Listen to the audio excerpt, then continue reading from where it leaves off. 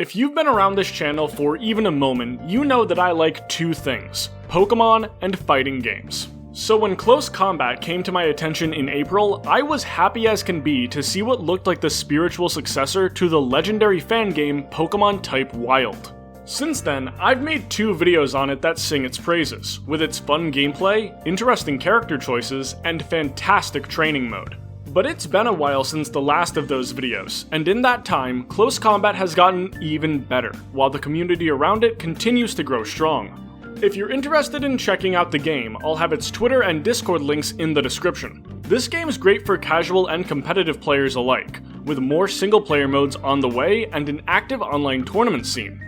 Along with that, the game has its own competitive wiki hosted on the Mizumi Wiki network, so you can easily hop in and find out how to get better with whatever Pokemon you want to play as. When I last looked at the game, Chestnut was the latest addition. Since then, the game's added 4 new characters: Galarian Zapdos, Great Tusk, Phalanx, and its latest addition, Poliwrath. If you're familiar with 2D fighting games, you know that this kind of character diversity is almost unheard of. Phalanx especially has basically no comparable fighter anywhere else in the genre. It's a credit to the game's developer that they're so willing to take risks with regard to character design. Figuring out how to make a fighter work when their base design is so out of the ordinary is extremely difficult, but the community at large always seems to love the new additions. We already know who the next fighter is going to be: Scrafty. A poll was put up for a specific group of users to vote on to decide the next fighter, with the options being Scrafty, Lucario, and Lopunny. After a chat war over if the additions of the latter two would make the game too furry, Scrafty came out the victor. But the coolest part of this is how each person qualified to get a vote. Close Combat does something that I've said I'm a big fan of in multiple videos, having an arcade mode exclusive boss character. Except in this case, they're also a secret boss. To get to this elusive Pokemon, you have to win every match in the arcade mode without dropping a single round. So who is this almighty boss character whose defeat earned you the right to have a say in who the next fighter would be? Mewtwo? Mega Mewtwo? Mega Mewtwo X and Y at the same time? No, actually it's a Pokemon that never got released.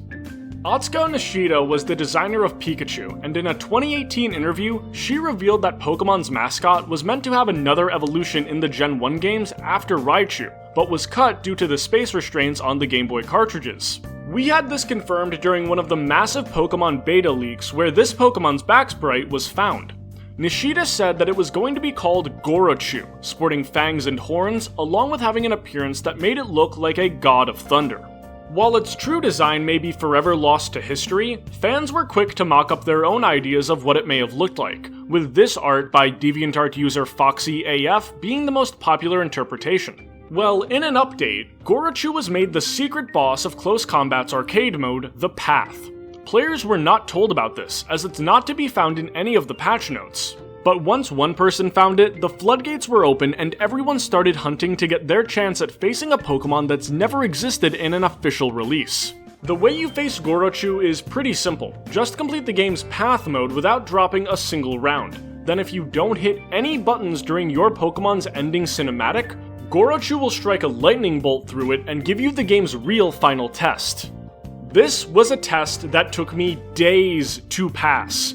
Gorochu, without hyperbole, is one of the hardest boss characters I've ever faced, regardless of the game genre. This Pokemon has everything. Want a sweep that goes full screen and is also really fast? They've got it. Want a full screen beam projectile that can hit from different angles? They've got it. How about a dash that goes through projectiles? What about an Air Tatsu that seems to have instant startup, almost no recovery, and does 50% if you get fully caught by it? What about a command grab that also does 50% because apparently Gorochu took up a side job studying with Zangief? Yeah, it has all of those options. This thing can kill you in 3 interactions. It is brutal to face. Aside from SNK boss characters that are literally input reading Hellspawn, I have never faced a harder boss character in all of fighting games. And I don't think Gorochu is reading my inputs. Its options are just so powerful that basically any move it makes puts it in a good position.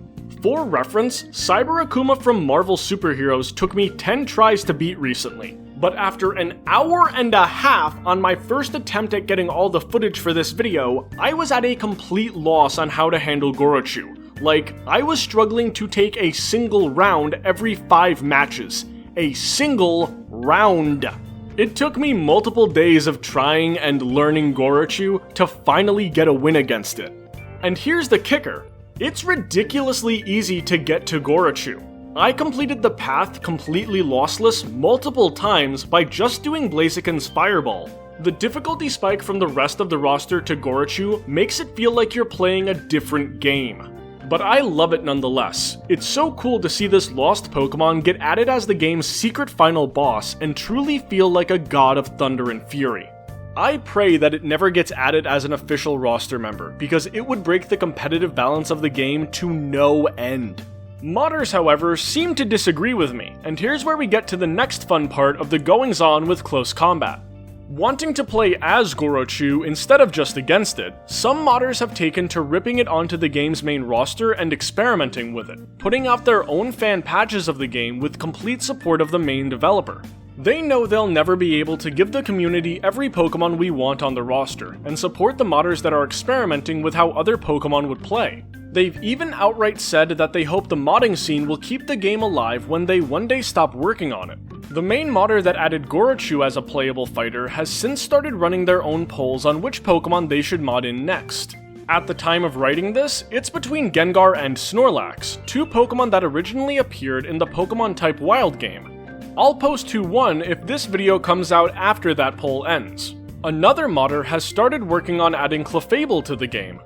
I'm really excited to see where this goes, because if the ROM hacking scene is anything to go by, Pokemon fans can pull off some truly incredible things when they feel like modding their favorite games.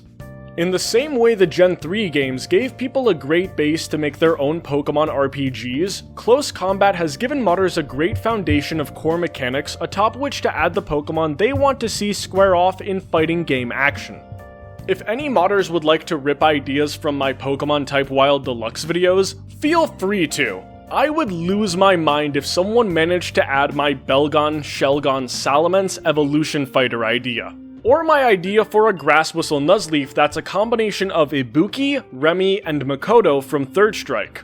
Or my Ludicolo idea that makes it a deadlier version of Robokai. What I'm saying is, please watch my Type Wild Deluxe videos. Overall, Close Combat looks to be in a great state, and with more updates on the way, it's only going to get better. If you'd like to play the game, I've left all of the important links in the description and pinned comment, along with links to my previous videos on it. In the comments, tell me what Pokemon you want to see added to Close Combat. Just to see how they'd be adapted to a fighting game, give me Steelix, Kingler, and Venomoth. If they don't get added to the main game, a modder will probably see this and take it as a challenge, which they should. Anyways, I've been Go, thank you for watching.